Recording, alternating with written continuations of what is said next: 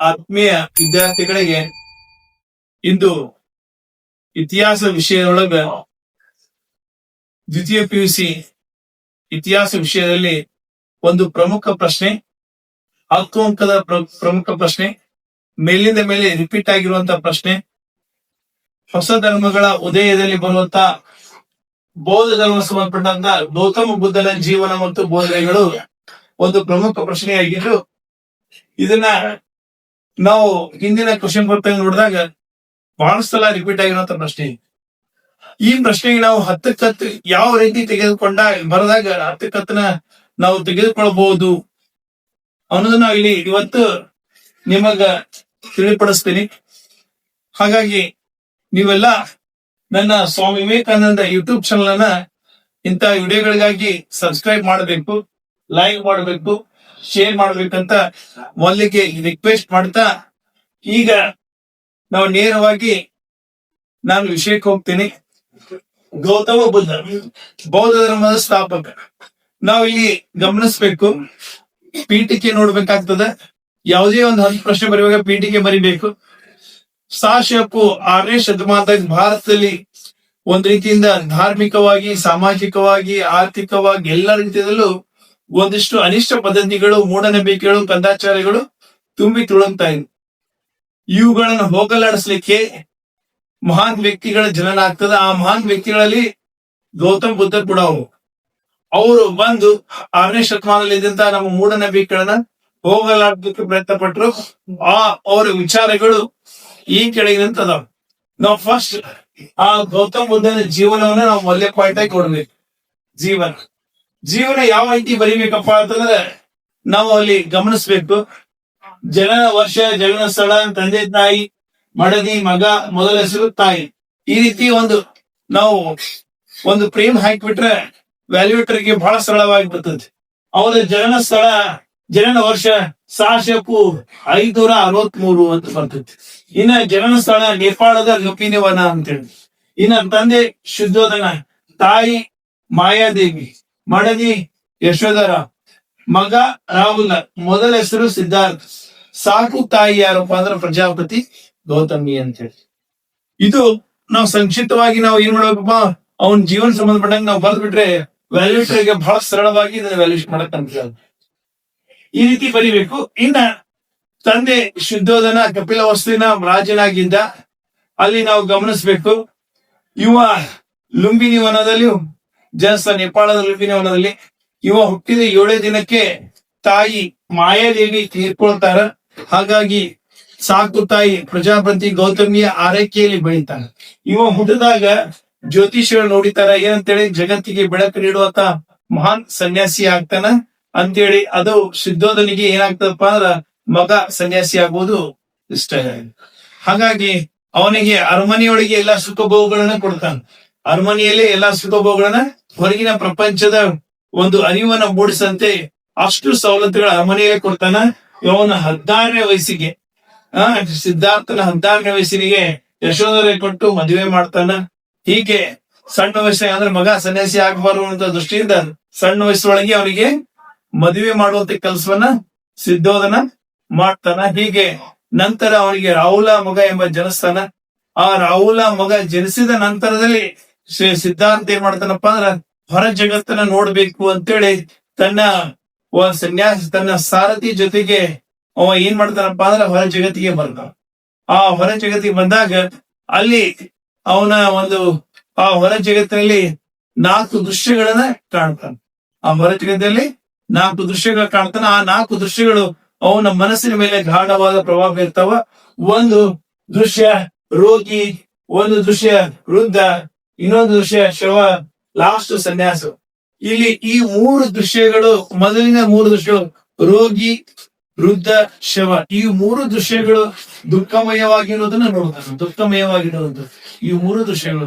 ಆದ್ರೆ 4ನೇ ದೃಶ್ಯ ಆನಂದಮಯವಾಗಿರೋದನ್ನ ಗಮನಿಸ್ತಾನೆ. ಸಂತೋಷದಿಂದ ಇರೋದು ಗಮನಿಸ್ತಾನೆ. ಈ ಸಂತೋಷಕ್ಕೆ ಕಾರಣ ಏನು, ದುಃಖಕ್ಕೆ ಕಾರಣ ಏನು ಅನ್ನತ್ತ ಅವನ ಮನಸ್ಸಲ್ಲಿ ಪ್ರಶ್ನೆ ಕಾಣಕ್ ಸ್ಟಾರ್ಟ್ ಆಗ್ತದೆ. ವೈರಾಗ್ಯ ಮೂಡಕ್ ಸ್ಟಾರ್ಟ್ ಆಗ್ತದೆ. ಈ ದುಃಖಕ್ಕೆ ಏನ್ ಕಾರಣ, ಸಂತೋಷಕ್ಕೆ ಏನ್ ಕಾರಣ ಅನ್ನುವಂತ ಹುಡುಕ್ಲಿಕ್ಕೆ ಅವ ಏನ್ ಮಾಡ್ತಾನಪ್ಪ ಅಂದ್ರ ಅರಮನೆಯನ್ನ ತ್ಯಾಗ ಮಾಡಕ್ ನಿರ್ಧಾರ ಮಾಡ್ತಾನೆ. ಮಗನ ಹೆಂಡತಿಯನ್ನ, ತಂದೆ ತಾಯಿಯನ್ನ ಎಲ್ಲರನ್ನ ಬಿಟ್ಟು, ಅರಮನೆ ಬಿಟ್ಟು ಸತ್ಯವನ್ನ ಕಂಡುಹಿಡಿಲಿಕ್ಕೆ, ಸಂತೋಷದ ಮಾರ್ಗವನ್ನು ಕಂಡುಹಿಡಿಲಿಕ್ಕೆ, ದುಃಖಕ್ಕೆ ಕಾರಣವನ್ನ ಕಂಡುಹಿಡಿಲಿಕ್ಕೆ ಅವ ಏನ್ ಮಾಡದಪ್ಪ ಅಂದ್ರೆ ಅವ ಎಲ್ಲ ಸುಖಭೋಗಗಳನ್ನ ತ್ಯಾಗ ಮಾಡದ. ಆ ತ್ಯಾಗದ ನಾವ್ ಏನ್ ಕರಿತೀವಿ? ಮಹಾಪರಿತ್ಯಾಗ ಅಂತ ಕರಿತೀವಿ. ಇವೆಲ್ಲ ತ್ಯಾಗವನ್ನ ಮಾಡೋದು. ಹೀಗೆ ತ್ಯಾಗ ಮಾಡಿ ಕಾಡಿಗೆ ಹೋಗ್ತಾನ ಜ್ಞಾನೋದಯನ ಪಡಿಲಿಕ್ಕೆ.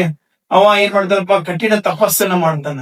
ಊಟ ನೀರು ಎಲ್ಲಾ ತ್ಯಾಜ್ಯನೆ ಮಾಡ್ತಾನ, ಬಿಡ್ತಾನ. ಆದ್ರ ಅದರಿಂದ ಊಟ ಬಿಡದನ್ ಪ್ರಯೋಜನ ಅಂತ ತಿಳ್ಕೊಂಡು ಮಾಡ್ತಾನಪ್ಪ ಅಂದ್ರೆ ಭಿಕ್ಷಾಟನೆ ಚಾಲು ಮಾಡ್ತಾನ. ಅವನಿಗೆ ಮೊದಲ ಬಾರಿಗೆ ಒಂದು ಭಿಕ್ಷೆ ನೀಡಿದ ಮಹಿಳೆ ಯಾರಪ್ಪ ಅಂದ್ರ ಸುಜಾತ ಅಂತೇಳಿ ಒಂದು ಕನ್ಯೆ ಏನ್ ಮಾಡ್ತಾನಪ್ಪ ಅಂದ್ರ ಆ ಸಿದ್ಧಾರ್ಥನಿಗೆ ಒಂದು ಭಿಕ್ಷೆ ನೀಡ್ತಾ. ಹೀಗೆ ಭಿಕ್ಷೆಯನ್ನ ಪಡೆದು ಅವ ಏನ್ ಮಾಡ್ತಾನಪ್ಪ ಅಂತಂದ್ರ ಅಲ್ಲಿ ಕಠಿಣ ತಪಸ್ಸನ್ನ ಮಾಡ್ತಾನ.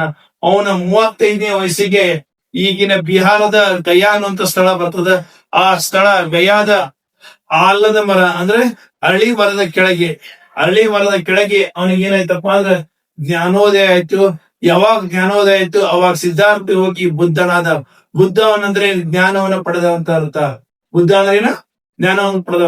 ಬುದ್ಧನಿಗೆ ಇನ್ನೊಂದು ಹೆಸರು ಕರೀತಾರಪ್ಪ, ತಥಾಗತ ಅಂತ ಕರೀತಾರ. ತಥಾಗತ ಅಂದ್ರೆ ಏನು ಅಂದ್ರೆ ಸತ್ಯವನ್ನ ಅರ್ಥವ ಅಂತ. ಹೀಗೆ ನೀವು ಏನ್ ಮಾಡೋದಪ್ಪ ಅಂದ್ರೆ ಬೌದ್ಧ ಧರ್ಮವನ್ನು ಸ್ಥಾಪನೆ ಮಾಡ್ದ. ಆಮೇಲೆ ಇಲ್ಲಿ ನಾವು ನೆಕ್ಸ್ಟ್ ಪಾಯಿಂಟ್ ತಗೋಬೇಕು, ಪ್ರಚಾರ ಅಂತೇಳಿ. ಆ ಪ್ರಚಾರ ಒಳಗ ಅವ ಇಷ್ಟೆಲ್ಲಾ ಜ್ಞಾನವನ್ನು ತಿಳ್ಕೊಂಡ ಜ್ಞಾನವನ್ನ ಜನರಿಗೆ ತಿಳಿಸುವಂತ ಕೆಲಸವನ್ನ ಮಾಡ್ತಾನ.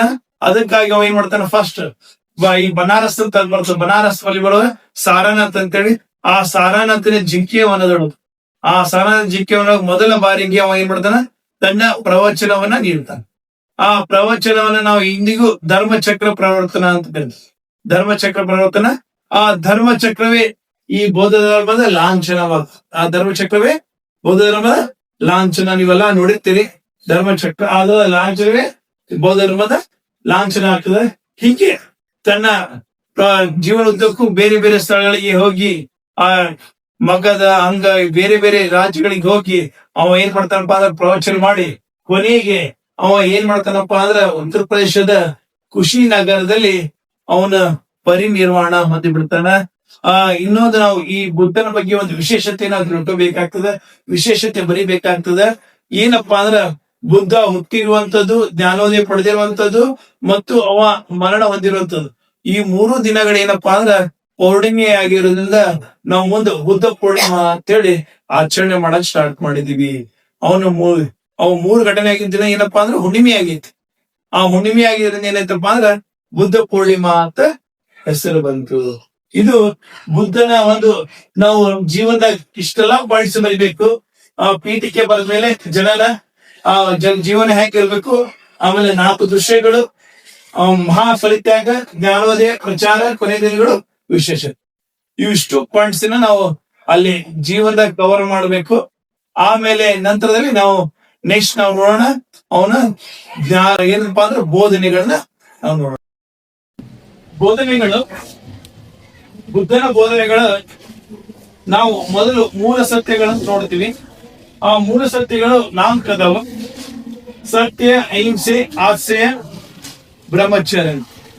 ನಾವ್ ಈಗಾಗಲೇ ಮಾವೀರನ ನೋಡ್ತೇವಲ್ಲ, ಅದೇ ತರ ಈ ಕೂಡ ಬುದ್ಧ ಹೇಳಿರುವಂತದ್ದು ಒಂದು ಸತ್ಯ. ಸತ್ಯ ಅಂದ್ರೆ ನಮ್ಗೆಲ್ಲ ಗೊತ್ತು, ಸುಳ್ಳು ಹೇಳದೆ ಇರುವಂತದ್ದು. ಅಹಿಂಸೆ, ಪ್ರಾಣಿ ಹಿಂಸೆ ಅಥವಾ ಮನುಷ್ಯ ಹಿಂಸೆ, ಯಾವುದೇ ಹಿಂಸೆಯನ್ನ ಮಾಡದೇ ಇರೋದು ಅಹಿಂಸೆ. ಆಸೆಯ ಕಳತನ ಮಾಡದಿರುವಂತಿರುವಂತದ್ದು. ಬ್ರಹ್ಮಚರ್ಯ, ಪಾವಿತ್ರತೆಯನ್ನ ಕಾಪಾಡಿಕೊಳ್ಳುವಂಥದ್ದು. ಈಗ ಇವಿಷ್ಟು ಸರಳವಾಗಿ ಅವನ ಬೋಧನೆಗಳನ್ನ ನಾವು ನೋಡ್ತಾ ಹೋಗ್ತೀವಿ. ಇನ್ನೂ ಒಂದು ಬಹಳ ಪಾಯಿಂಟ್, ಅವನ ಬೋಧನೆಯೊಳಗೆ 6 ಸತ್ಯಗಳನ್ನು ಬರ್ತವೆ. ಆಸೆ ಈ ಏನ್ ಬರ್ತಪ್ಪ ಅಂದ್ರೆ ಪ್ರಾಪಂಚಿಕ ಜಗತ್ತು ದುಃಖಮಯವಾಗಿದೆ ಅಂತ ಬರ್ತದೆ. ಪ್ರಾಪಂಚಿಕ ಜಗತ್ತು ದುಃಖಮಯವಾಗಿದೆ. ಆ ದುಃಖಕ್ಕೆ ಕಾರಣ ಏನಪ್ಪಾ ಅಂದ್ರೆ ಆಸೆ. 2 ಪಾಯಿಂಟ್. ಫಸ್ಟ್ ಪಾಯಿಂಟ್ ಪ್ರಾಪಂಚಿಕ ಜಗತ್ತು ದುಃಖಮಯವಾಗಿದೆ. 2ನೇ ಪಾಯಿಂಟ್ ಆಸೆಯ ದುಃಖಕ್ಕೆ ಕಾರಣ. ಆಸೆಯನ್ನು ನಿಯಂತ್ರಿಸಿದರೆ ಪುನರ್ಜನ್ಮವನ್ನ ತಡಿಬಹುದು. ಆಸೆಯನ್ನು ನಿಯಂತ್ರಿಸಿದರೆ ಪುನರ್ಜನ್ಮ ತಡಿಬಹುದು.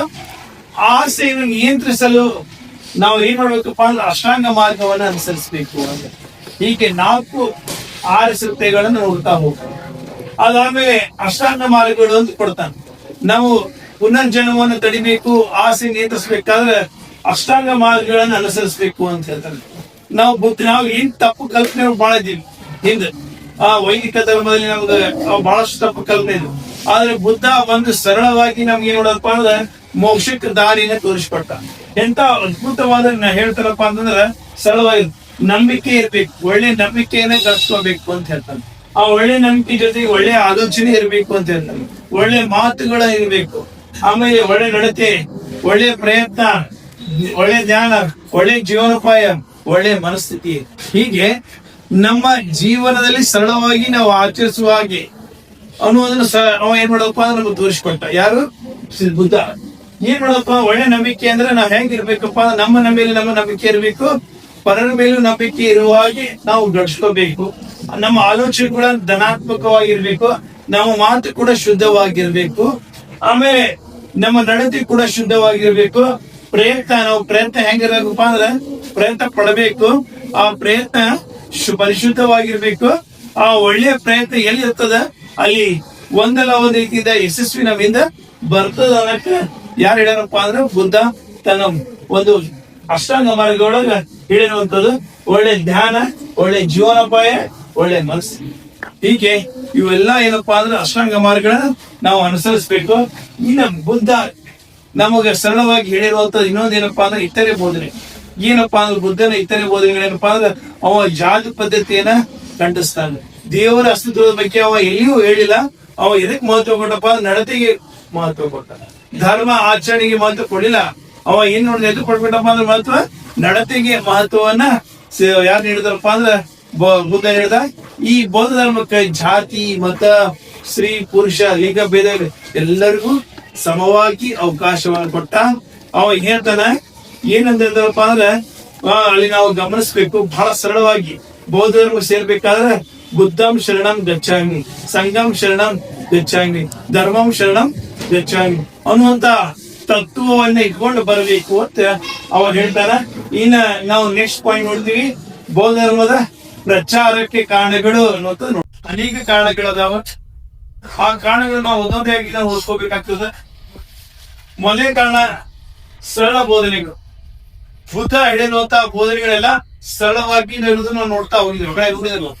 ಎಲ್ಲ ನಮ್ಮ ಜೀವನ ನಿಂತು ಜೀವನ ಅಳವಡಿಸಿಕೊಂಡು ನಾವು ಬದಲಾವಣೆ ಆಗಲಿಕ್ಕೆ ಬಹಳ ಸರಳವಾಗಿರುವಂಥದ್ದು. ಅವ ಹೇಳಿರುವ ಎಲ್ಲಾ ಬೋಧನೆಗಳು ದೇಶಿ ಭಾಷೆಗಳು, ಪ್ರಾಕೃತ ಪಾಲಿಯ ಭಾಷೆಯೊಳಗ ಅವ ಏನಪ್ಪ ಅಂದ್ರೆ ಸರಳವಾಗಿ ಜನರಿಗೆ ತಿಳಿಯುವ ಭಾಷೆಯೊಳಗ ಆ ಬೋಧನೆಗಳು ಹೇಳಿರುವಂಥದ್ದು. ಆಮೇಲೆ ಅಲ್ಲಿ ತತ್ವ ಹೆಂಗಿದಪ್ಪ ಅಂದ್ರೆ ಸಮಾನ ತತ್ವಗಳು ಹೊಂದಿದೆ. ಅವನ ಬೋಧನೆಗಳನ್ನ ಸಮಾನ ತತ್ವದ ಆಗಲಿಲ್ಲ. ಯಾವುದೇ ಜಾತಿ, ಲಿಂಗ ಭೇದ ಭಾವ ಮಾಡಂಗಿಲ್ಲ. ಎಲ್ಲರಿಗೂ ಸಮಾನವಾಗಿ ನೀಡುವಂತ ತತ್ವಗಳನ್ನ ನಾವು ನೋಡ್ತಾ ಹೋಗ್ತೀವಿ. ಇನ್ನ ಬುದ್ಧನ ವ್ಯಕ್ತಿತ್ವ ಹೆಂಗಿತ್ತಪ್ಪ ಅಂದ್ರೆ ಬಹಳ ಸರಳವಾಗಿತ್ತು, ಉನ್ನತ ವಿಚಾರಗಳಿಂದ ಕೂಡಿತ್ತು. ಅವ ಆಡಂಬರಿಕೆ ಇರಲಿಲ್ಲ, ಸರಳವಾಗಿದ್ದ ಮತ್ತು ವಿಚಾರಗಳು ಬಹಳ ಉನ್ನತವಾಗಿರೋದಕ್ಕೆ ಕೂಡಿದ್ರಿಂದ ಎಲ್ಲರನ್ನೂ ಆಕರ್ಷಿಸುವ ವ್ಯಕ್ತಿತ್ವ.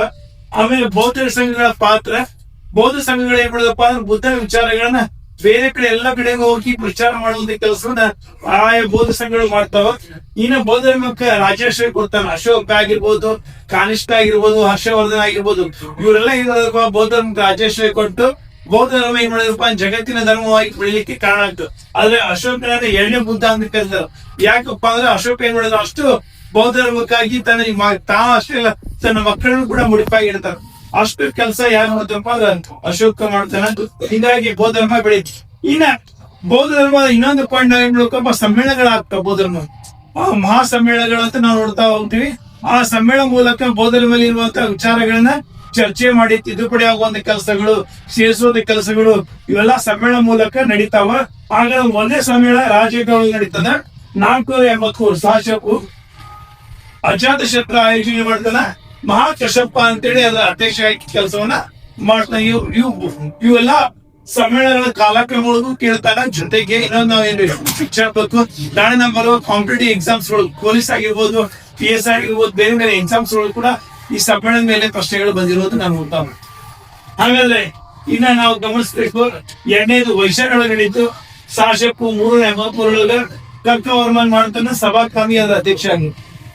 ಆಮೇಲೆ ನೆಕ್ಸ್ಟ್ 3ನೇದು ಪಾಟೀಲ್ ನಡೀತದೆ. 1750 ನಡೀತದೆ.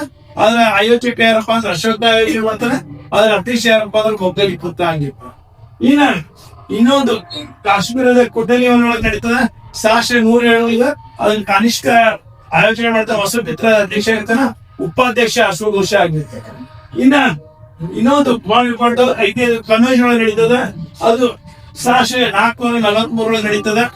643 ಕನ್ವೆನ್ಷನ್ ನಡೀತದ. ಅದರ ಆಯೋಜಕ ಹರ್ಷವರ್ಧನ, ಅದು ಅದರ ಅಧ್ಯಕ್ಷತೆ ವಯಸ್ಸಾಗಿ ವಹಿಸಿರ್ತಾನ. ಹೀಗೆ ಈ 5 ಸಮ್ಮೇಳನಗಳು ನಾವು ಗಮನಿಸ್ತಾ ಹೋಗ್ತೀವಿ, ಬೌದ್ಧ ಸಮ್ಮೇಳನ.